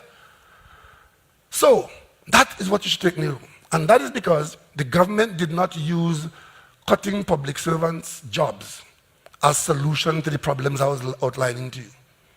We did not use retrenchment of the public service. But some of the things that the government was funding, which was influencing the private sector, there were some losses there. And therefore, that's what it shows here. But if you spend the kind of billions they spent and only created 40,000 jobs, and we are spending far less and preserving 20,000 of that, you come to the conclusion. But of course, even in that situation, let us compare ourselves with other countries in the region. Trinidad and Tobago, Jamaica, Barbados, and Guyana. These are the unemployment levels. This is the scale over here, 0 to 18. Jamaica, which is the black line, unemployment was here in 2010. It rose to 15% in 2015 and is now under an IMF program and is coming down in the right direction. But there's still almost 12% unemployment in Jamaica and under the IMF. Barbados was here 10% in 2010. By 2015 they were here, going down there. IMF program. Unemployment still above 10%. Guyana was here at 11%, is now about 12%. Trinidad and Tobago, with all the carrying on that we carried on and I discussed with you, we were here at 6% in 2010. It came down to 2014. Why are you surprised? Didn't I show you the billions that were spent? Didn't I show you the 2015 election, the splurge? Well, it reflected itself in a reduction in employment. Right? Now, we can't continue spending like that. So the lines start to go up. So by 2016, we are seeing some increased employment. And these are numbers we tell you. We tell you this. It's not a secret. But now the interesting thing, between 2017 and 2018, it flattened out a bit. It's not going up. It's flattened out, and we're working towards it going down. So, and as you mentioned, thank you very much. What this government told this country is that Trinidad and Tobago, this government will not go to the IMF. We'll take our own medicine and we'll manage it ourselves.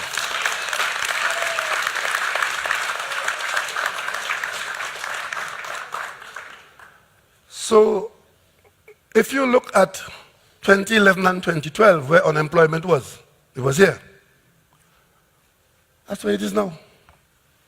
So after all this trouble, we've brought it back to where it was here in the days of milk and honey, when money was knocking dog in Trinidad and Tobago, and that was the unemployment level.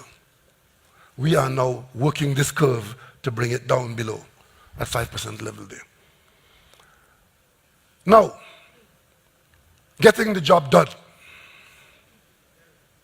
Up, in most situations, except on the debt curve, up is good, down is bad. On the curve of energy exports, look at the yellow curve. That's where we were in the hole in 2016. Do you see your business on the yellow curve?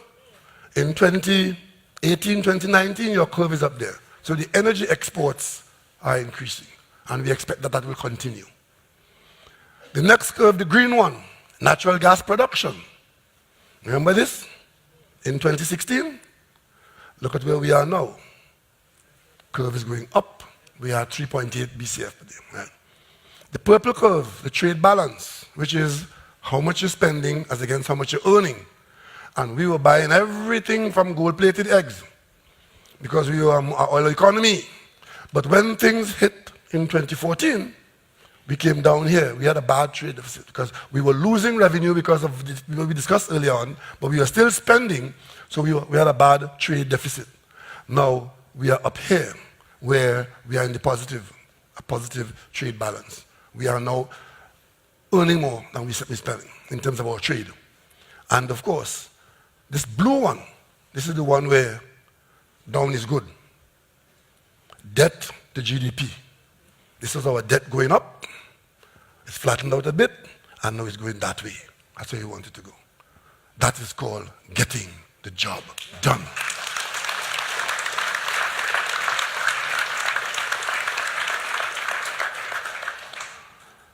But after what I told you, let me show you how the innards of this beast works. How are we able to do what has been done?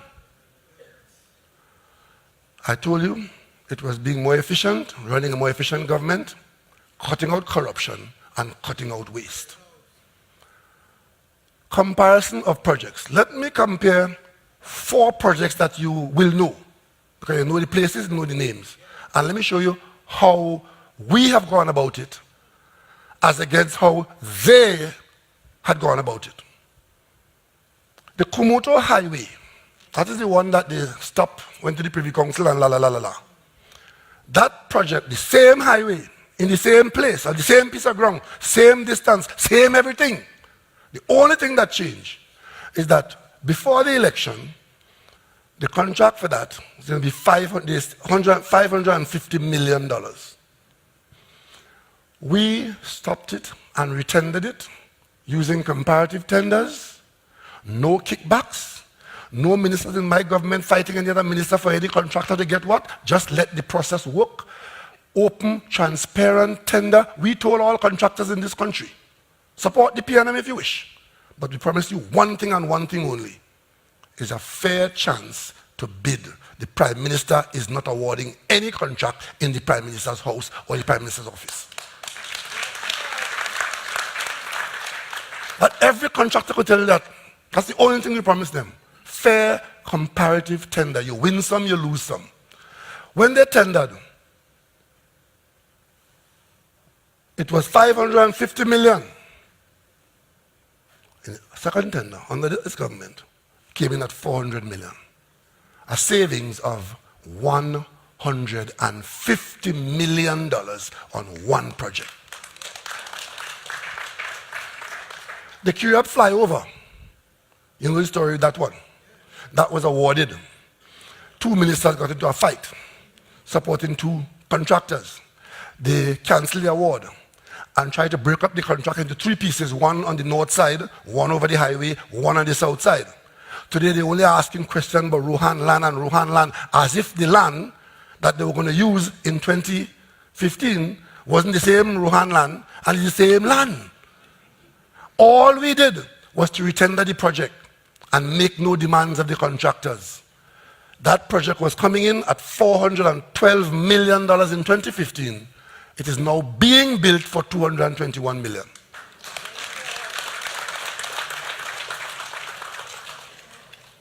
A savings of almost $200 million. And of course, the Point 14 hospital. When we came in, that was underway by contract for $1.5 billion. We renegotiated the arrangements, and we got the project started, got it going, and that is coming in at $1.1 billion, a savings of $400 million. And when you set that tone, you get the benefit going forward. Because we are happy with the Point 14 hospital as a facility. We are happy with the way it went.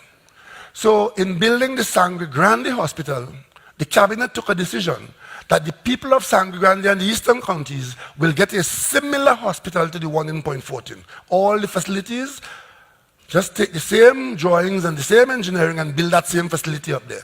But you don't have to do piling like you had to do in Point 14 in Sangre Grande. That hospital in Sangre Grande is coming in at $850 million, which is almost $3 billion under the 1.5, the 1.1 that we even got it to. And of course, the pièce de résistance, the parliament building. You recall that I took chairmanship of a subcommittee of the cabinet, which includes the Minister of Finance, the Minister of Works and Transport, and the Minister of Planning and Development. I took personal responsibility as Prime Minister to ensure that these buildings that were rotting and being left to rot and were costing us millions but nothing happening, I took personal responsibility for getting the job done. First thing we did was to cancel this arrangement where the Red House was supposed to be repaired and built for $886 million. The project to bring that Red House back into use was $886 million. We took it away from those arrangements, got UDCOT to break up the work into 17 packages and tendered each one separately. And a number of contractors won different parts. Some may win one part, some may win two pieces, some win none. The end result is we are within months of closing that project for $441 million.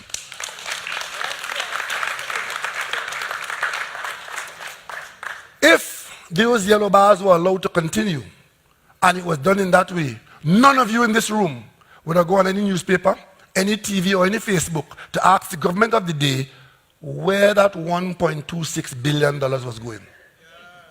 $1.26 billion. You would have sat here, and they would have fed you a long spoon, telling you how wonderfully well they have run the country, and they are performers, and performance beat old talk, but hidden in that diatribe would have been a $1.26 billion of unnecessary expenditure. That is how we are able to do more with less in this country.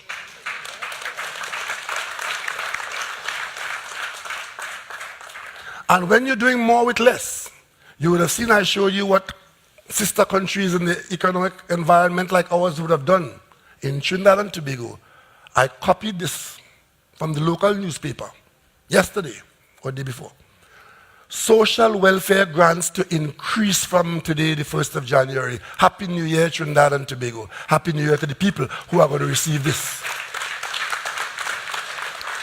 Because this is an increase for old age pensioners, which kick in on the 1st of January.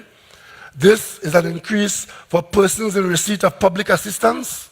And this is an increase for persons on the food card.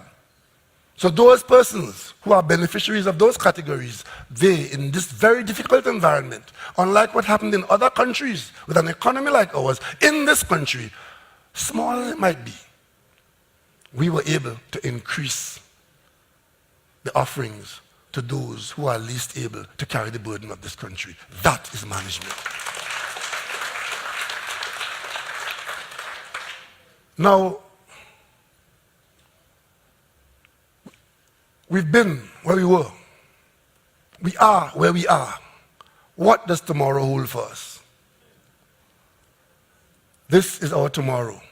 These are the upstream projects in the energy sector where the big companies are drilling and looking for gas, having had a gas price agreement and new gas contracts. The Cassia Compression Project is on the way. The Matapal project has been approved. The Dragon Gas Pipeline is a project, and increased exploration all around the country is going on. That is what's happening at the gas production end. And of course, these are projects that most of them will contribute to diversification of the economy. Well, the Phoenix Park Industrial Estate is manufacturing. What we are aiming to do there, we're building a new industrial park. But on that park, it is for manufacturing. We're doing it with a Chinese company, and that company has the responsibility to bring to that manufacturing park up to 10 Chinese companies that will manufacture in Trinidad and Tobago, and then we export made in Trinidad and Tobago to regional and other markets. That is the project that we have there on the way now. Everything is in place and it's about to kick off. Now, that manufacturing is job creation. Because if you are going to manufacture, you need bodies, you need hands, so that's job creation here. The methanol to dimethyl ether complex, that is on the way and should be making a contribution soon. 2 downstream aluminium projects we're working on. Those are projects which will involve not aluminium smelting, but today's world, you can buy raw aluminium, bring it into a country like ours where we have competitively priced electricity, and use the raw aluminium to make high-valued projects. We are currently engaged in finalizing some arrangements for 2 projects. One is to make cable, which is the TNTech wire, you call it, those lines. Those are aluminium cable. We are going to make and sell those. We buy raw aluminium, use our electricity and machinery here, make that and sell that. And of course, we have another project where we are aiming to make sheet aluminium, flat aluminium sheets, which are used for construction and all kinds of things. So those 2 projects are on the table, just about to be signed off on. And the other one, if I come down here, the wheel plant in Tamana, where we're making aluminium wheels for motor cars. This is a project that we had embarked upon in the prior time in our attempt to diversify. It has been left unattended for the 5-year period of the UNC.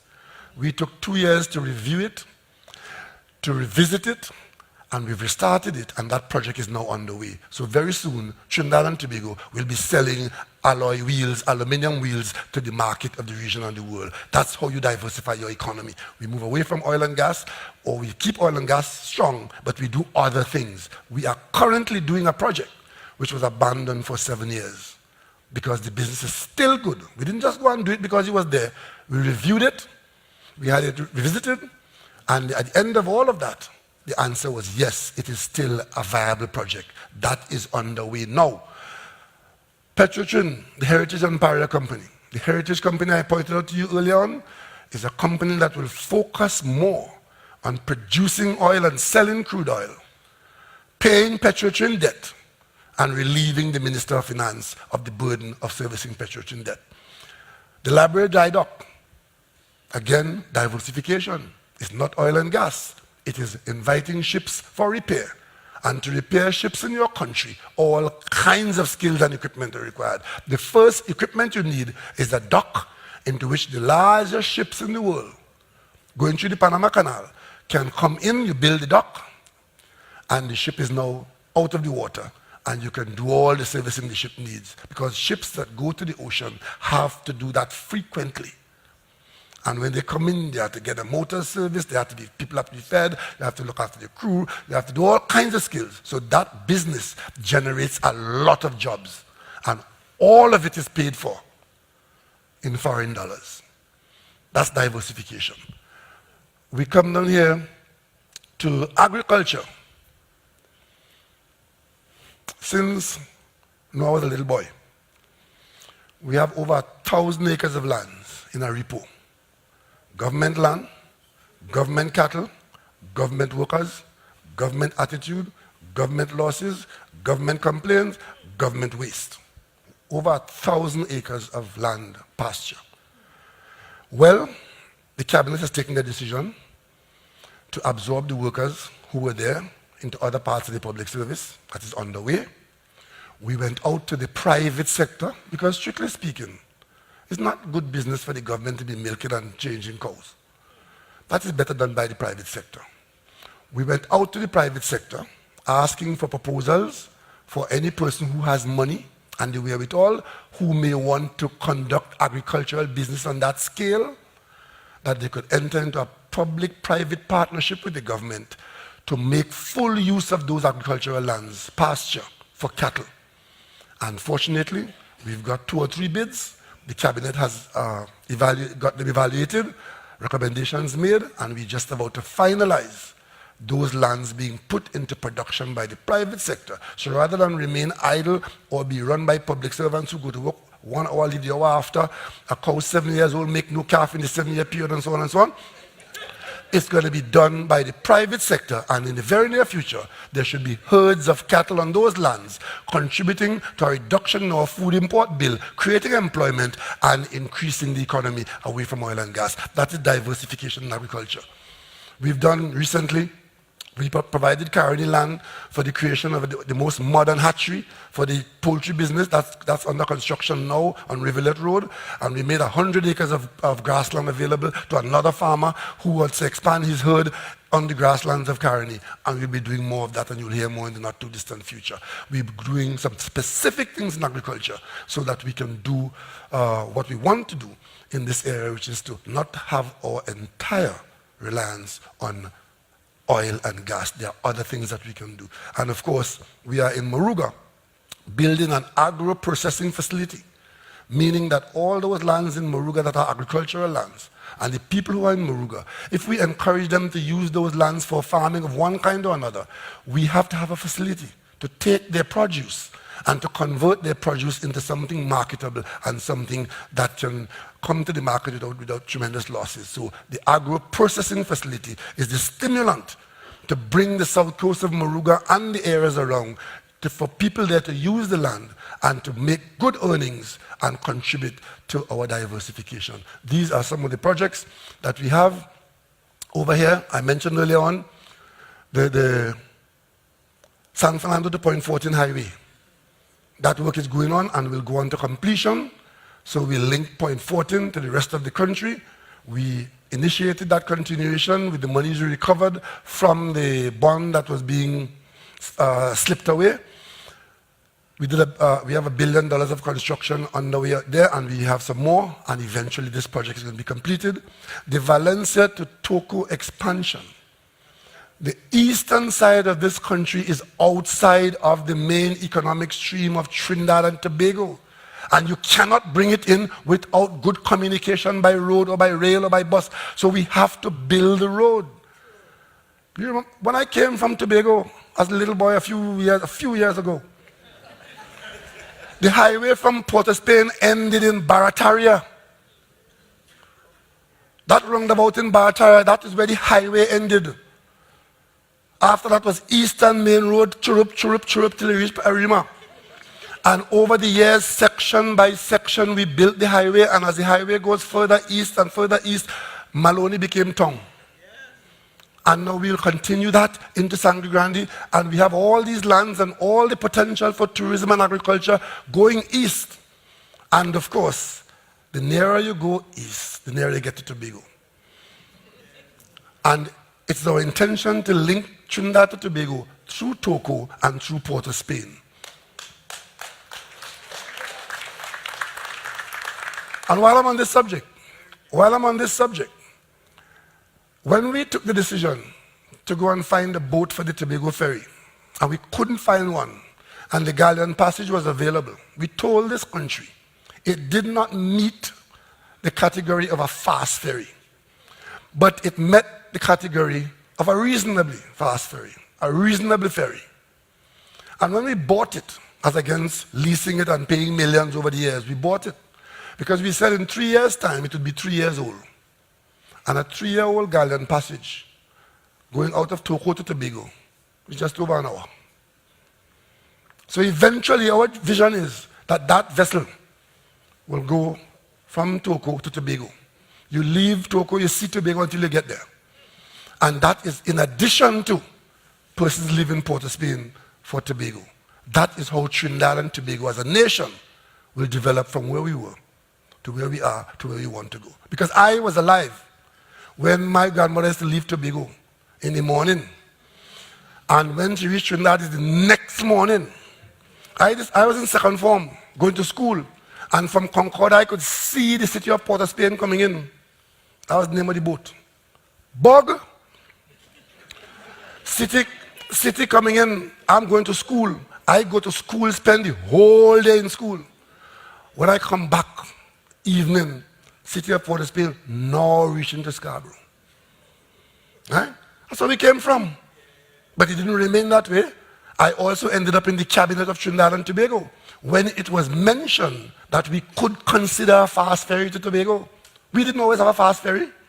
When we had the experts say we could not use a fast ferry service to Tobago. Why? Because the seas are too rough. I was in the Manning cabinet as a Tobagoan and the only one. Then I said, well, it couldn't be more rough than the Tasman Sea. Let us try it as a pilot project. And that's how we brought the cat to Tobago on a pilot arrangement to see if it could work. After the experts told us it could not work, the cat worked so wonderfully well that we went and bought 2 used fast ferries, the Express and the Spirit.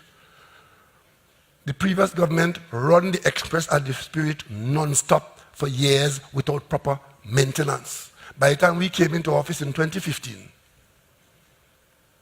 they had pretty much been killed on the job. And as we take the political blows for not having a ferry in place, the biggest scandal in this government I saw at the end of the year is the Tobago ferry scandal. Well, the only scandal in the Tobago ferry is that I, as Prime Minister, the only Prime Minister in this country who appeared in person before a select committee of the Parliament to tell the Parliament that my government is not prepared to tolerate corruption on the port or anywhere in Trinidad and Tobago. And we don't care who is involved. We have the evidence and we'll take action. You will never see in the papers. You will never see in the papers. In taking action on the port, we fired the 2 more senior people. And we've taken the operations of the Tobago ferry out of the port and put it in NIDCO. That doesn't make the news. What makes the news is that the Met Office say there's rough sea on the north coast, and the port says the vessel will not travel, and that is news. That is news. But we didn't come into this job. We didn't come into this job to please those who cannot be pleased. We came into this job to make sure that the people of Trinidad and Tobago have the best that this country could offer. So these are our projects. Toco Port, the work is going on to get the necessary approvals for that. The highway extension to Manzanilla, the work is going on with that. The PTS bus terminal in Scarborough, funded and approved. The CRO pass at Cape Junction, that is going on. And our 2 new ferries are paid for, partial payment made, work continues, and so. Over here on the schools, we have a number of schools which we are now restarting the construction. Because over and above the millions I showed you there, when we were looking at millions, one of the things the last government did in the run-up to the general election was to issue a series of contracts for school construction with no money to pay for it. The contractors worked, and many of them, it was so loose that either we could not find the documentation to pay, or the contractors found documentation to claim, and we have been in a dogfight over this, hundreds of millions of dollars, where taxpayers have liabilities, contractors making claim, contractors going to court and levying on company, and so on and so on and so on. So it's either you pay, as they say, knowing that you're being ripped off, or you fight, and you're in court, but in the meantime, the project is stopped. We have got through all that cobweb. And the restarting of a number of those schools are about to begin anytime now as we go forward. We are in the court, we are out of the court, we are on the project. But at the end of the day, this government is cleaning up what was one of the biggest scandals of this country, which is it's $100 million, 100 contracts. And forward in droves, we got all 12 seats.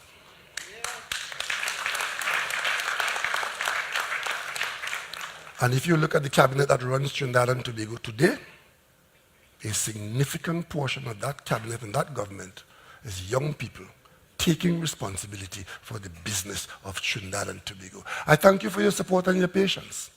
I thank you for your understanding, but I thank you more for taking personal responsibility for ensuring that you are not misled.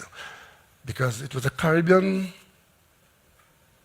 author and thinker who said to us, a fellow called Franz Fanon from Martinique, he says, to ignore the past is to surrender the future. I ask you to know your past, where we were. I ask you to know where we are.